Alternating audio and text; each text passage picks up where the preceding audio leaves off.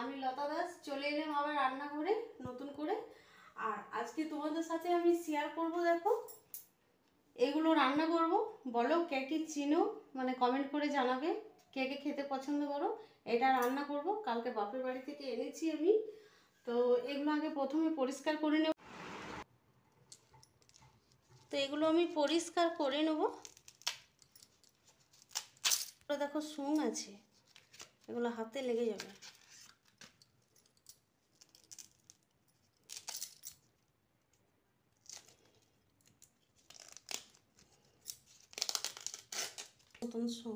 তো আমি হালকা হালকা করে দেখো বুটিতে আমি ছুলে নেব।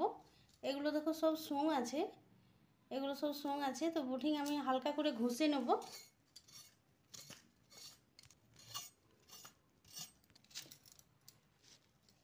দেখো একদম কচি, এটা আলুর মতো পিস পিস করে কেটে নেব।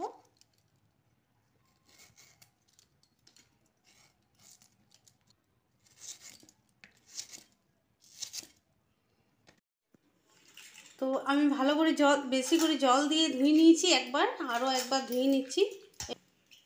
এবার আমি একটু সেদ্ধ করতে দেব প্রেসার কুকারে। একটু পরিমাণে নুন দিয়ে দেবো আমি, ভালোভাবে সেদ্ধ হবে বলে। তো নুন আমি দিয়ে দিয়েছি, তোমরা চাইলে নাও দিতে পারো। তো নুন একটু দিলে ভালো হয়, তাড়াতাড়ি সেদ্ধ হবে। তো এবার আমার কড়াই গরম হয়ে গেছে, দিয়ে দিব সরষা তেল।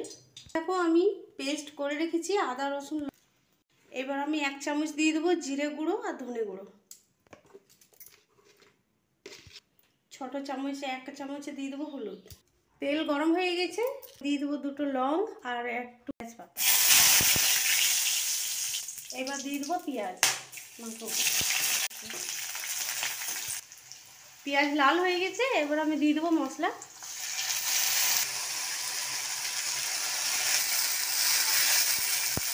দেখো সেদ্ধ করে আমি ছেঁকে রেখেছি, এবার আমি মশলার সঙ্গে দিয়ে দিচ্ছি। মশলা ভাজা হয়ে গেছে, এবার আমি সব ভালো করে মিশিয়ে নিচ্ছি। ঢাকা দিয়ে দেবো। 1 চামচ নুন দিয়ে দেবো। এটা তো ঝোল হবে না, একদম মাখা মাখা করবো। এবার আমি ভালো করে নেড়ে নেবো। দেখো ভালো করে ভেজে নিয়েছি, এবার আমি একদম হালকা পরিমাণে জল দিয়ে দেবো। চামচ আমি চিনি দিয়ে দিচ্ছি, এটা তোমাদের অপশন, তোমরা চাইলে দিতেও পারো না দিতেও পারো। তো চিনিটা দিলে একটু ঝাল ঝাল মিষ্টি মিষ্টি ভালো লাগবে খেতে, তাই আমি। আর একটু কষা কষা লাগছে, তো তো সেটা কষা ভাবটাও কেটে যাবে, ভালো লাগবে খেতে। দেখো আমার তরকারিটা হয়ে গেছে, এবার একটু আমি দিয়ে দিচ্ছি গরম মশলা উপর থেকে। এবার নামিয়ে নেবো, মাখা মাখা হয়ে গেছে।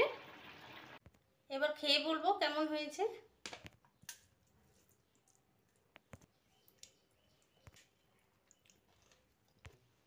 দারুণ হয়েছে, ব্যাপক লাগছে খেতে। তোমরা একবার ট্রাই করে দেখবে কেমন লাগছে। লাইক শেয়ার করতে ভুলে যাও না, আর সাবস্ক্রাইব করতে ভুলো না।